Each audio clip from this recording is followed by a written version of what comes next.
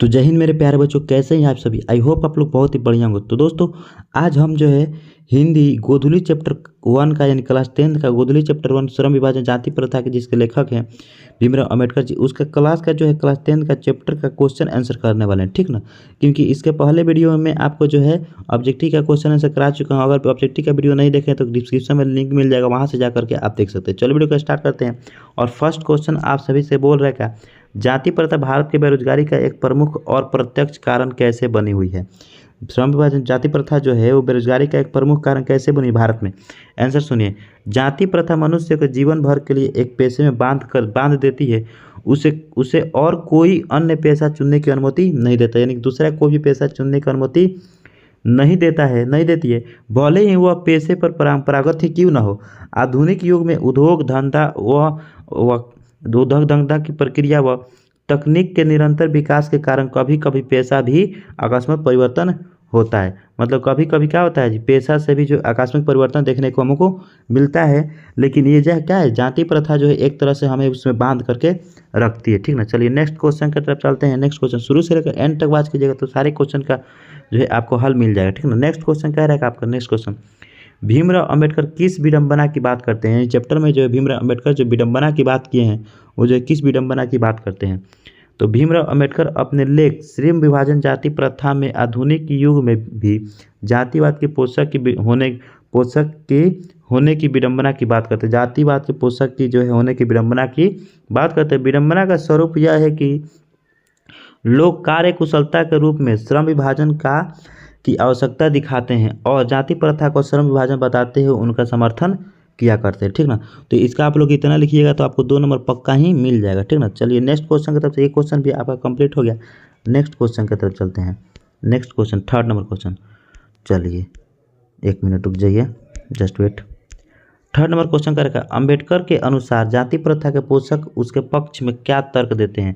अम्बेडकर के अनुसार जातिवाद के जो पोषक हैं उनको उसके तर्क में अपना जो है उसके पक्ष में क्या तर्क देते हैं। तो क्या रहेगा, जातिवाद के पोषक उसके पक्ष में तर्क देते हैं कि कर्म के अनुसार जाति का विभाजन हुआ था। कर्म के अनुसार क्या है, मतलब अलग अलग लोगों को उनके कर्म के अनुसार जाति को अलग अलग रखा गया।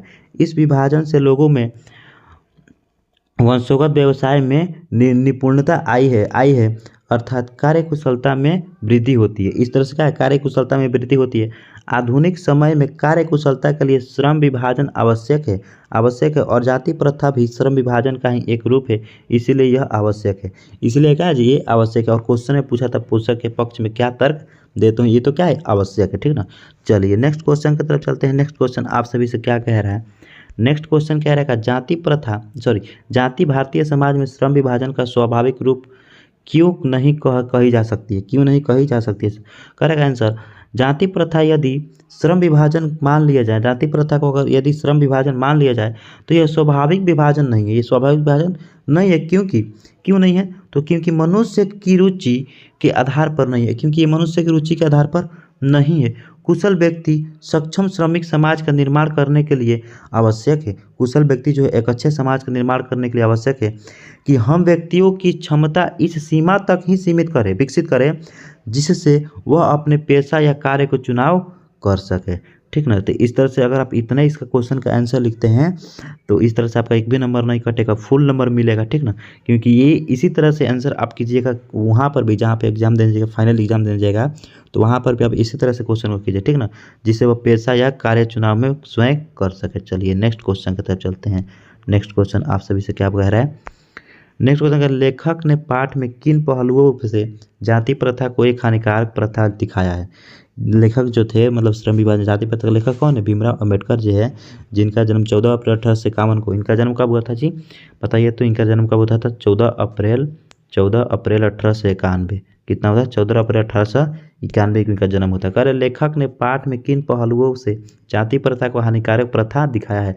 जाति प्रथा का दूषित सिद्धांत यह है कि खराब सिद्धांत यह है कि इससे मनुष्य के प्रशिक्षण अथवा उसकी निजी क्षमताओं के विचार किए बिना दूसरे के दृष्टिकोण जैसे माता पिता के सामाजिक स्तर के अनुसार पहले से ही अर्थात गर्भ धारण के समय से ही मनुष्य की पेशा निर्धारित कर दिया जाता है। यानी कि वो बच्चा जब जन्म लेने वाला होता है तभी उसके पेशे को निर्धारित कर दिया जाता है कि ये बच्चा जब जन्म लेगा तो इस तरह के काम करेगा, ये करेगा। सब बात समझ में आ रहा है ना। तो समाज में एक तरह से ना शुरू से ही उसको ना एक अलग ही कैटेगरी में बांट दिया जाता है, ठीक ना। तो इसका आंसर आप इसको लिखिएगा ना तो एक भी नंबर नहीं कटेगा। चलिए नेक्स्ट क्वेश्चन की तरफ चलते हैं। नेक्स्ट क्वेश्चन क्या कह रहा है।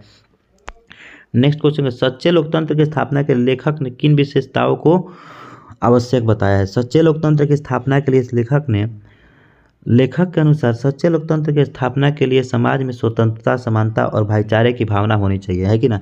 अगर अच्छा आपको जो है सच्चे लोकतंत्र की स्थापना करना है तो एक अच्छा समानता, स्वतंत्रता और भाईचारे वाली भावना होनी चाहिए। ऐसा व्यक्ति होना चाहिए क्योंकि समाज में सबके कल्याण एवं सहयोग की भावना होती है। समाज में एक अच्छे कल्याण करना है, सबको, सब किसी के लिए बराबर सोचना है। समाज के बहुविधि हितों में सबका समान भाग होता है। मतलब समाज के हर तरह से हर पहलू में क्या है, सबका समान हिस्सा होता है, सबका समान भाग होता है।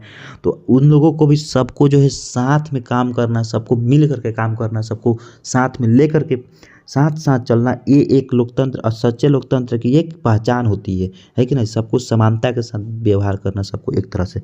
तो चलिए इसका भी क्वेश्चन का आंसर कंप्लीट होता है। मैं आपको नेक्स्ट क्वेश्चन की तरफ चलता हूँ। नेक्स्ट क्वेश्चन आप सभी से क्या कह रहा है, देखिए नेक्स्ट क्वेश्चन क्या कह रहा है। नेक्स्ट क्वेश्चन, लेखक के अनुसार, लेखक यानी कि भीमराव अंबेडकर के अनुसार आदर्श समाज में किस प्रकार की गतिशीलता होनी चाहिए। यानी लेखक के अनुसार आदर्श समाज में किस प्रकार की गतिशीलता होनी चाहिए, यानी कि आदर्श एक अच्छा समाज में किस तरह की जो है गतिशीलता होनी चाहिए। तो लेखक के अनुसार आदर्श समाज में इतनी गतिशीलता होनी चाहिए जिससे कोई भी वांछित परिवर्तन समाज में एक छोर से दूसरे छोर तक संचरित हो सके। एक छोर से दूसरे छोर तक क्या संचरित हो सके, है कि ना जी। वांछित परिवर्तन अर्थात शुरू से ऐसे समाज के बहुविध हितों में सबका भाग होना चाहिए तथा सबको उनकी रक्षा के प्रति सजग रहना चाहिए, है कि ना जी। सबको उनकी रक्षा के प्रति भी सजग रहना चाहिए, यानी उत्सुक रहना चाहिए, सबको एक्टिव रहना चाहिए, सबको इंग्लिश में बोले तो बात समझ में ना। चलिए नेक्स्ट क्वेश्चन की तरफ चलते हैं। नेक्स्ट क्वेश्चन आप सभी से आज पूरा क्वेश्चन खत्म कर ही देंगे, ठीक ना। देखिए करेगा, कुशल व्यक्ति सक्षम व्यक्ति, कुशल व्यक्ति का सक्षम व्यक्ति का समाज का निर्माण करने के लिए क्यों आवश्यक है, मतलब के लिए क्या आवश्यक है। क्या एक सक्षम व्यक्ति और जो होगा वो कुशल व्यक्ति होगा, क्या समाज का निर्माण करने के लिए सक्षम है। कुशल, हाँ जी, तो आप सोच सकते हैं कि जरूर ही सक्षम होगा। कुशल व्यक्ति या सक्षम व्यक्ति समाज के निर्माण करने के लिए क्या आवश्यक है कि हम व्यक्तियों की क्षमता इस सीमा तक विकसित करें जिससे वह अपने पेशे या कार्य को चुनाव स्वयं कर सके। इस प्रकार उनके अंदर हम एक्टिविटी भर दे जिससे क्या करे जी, वो अपने पेशे या कार्य का चुनाव स्वयं कर सके कि हमको ये करना है। मतलब कि बोले एक तरह से तो अपना लक्ष्य खुद चुने, है कि ना। चलिए नेक्स्ट क्वेश्चन की तरफ चलते हैं। नेक्स्ट क्वेश्चन आप सभी से क्या कह रहा है उस पर भी ध्यान दीजिएगा, ठीक ना। चलिए नेक्स्ट क्वेश्चन की तरफ चलते हैं। लेखक आज के उद्योगों में गरीबी और उत्पीड़न से भी बड़ी वह अपने पेशे या कार्य के चुनाव स्वयं कर सके। समस्या किसे मानते हैं और क्यों मानते हैं, समस्या वह किस चीज़ को मानते हैं और क्यों मानते हैं। लेखक जाति प्रथा को आज के उद्योगों में गरीब और उत्पीड़न भी बड़ी समस्या मानते हैं। गरीबी और उत्पीड़न बाप रे बाप बहुत बड़ी समस्या है, समझ रहे हैं ना आप लोग बच्चों। इसका मुख्य कारण यह है कि जाति प्रथा में व्यक्ति स्वयं की रुचि और निपुणता की परवाह नहीं करता है। व्यक्ति अपने सामर्थ्य के अनुसार कोई भी पेशा अपना नहीं सकता है। मतलब क्या है जी, व्यक्ति अपने किसी सामर्थ्य के अनुसार कोई भी पैसा अपना नहीं सकता है। व्यक्ति अपने अनुसार कोई भी चाहे तो उसको कोई भी पैसा नहीं कर सकता है कि ना जी। तो इस तरह से आप इसका आंसर लिखिएगा तो एक भी नंबर आपका यहाँ से कट करके कहीं जाने वाला नहीं है, ठीक ना। तो चलिए आज के वीडियो को यहाँ तक वैच किए तो इस वीडियो को आप लोग दोस्तों में शेयर कीजिएगा, ठीक ना। और मेरे टेलीग्राम चैनल को ज्वाइन करिए, टेलीग्राम चैनल का लिंक भी डिस्क्रिप्शन में, वहाँ पर मैं इन सभी का PDF में डाल दिया करता हूँ, ठीक ना। तो अगर आपको PDF चाहिए तो आप मेरे टेलीग्राम चैनल पर फ्री में आपको PDF मिल जाएगा, सबका सब PDF, ठीक ना। तो आज के वीडियो को यहीं पे एंड करते हैं। अगर वीडियो पसंद है वीडियो को लाइक कीजिए, चैनल को सब्सक्राइब कर लीजिए, ठीक ना। तो आज के वीडियो को यहीं पे एंड करते हैं।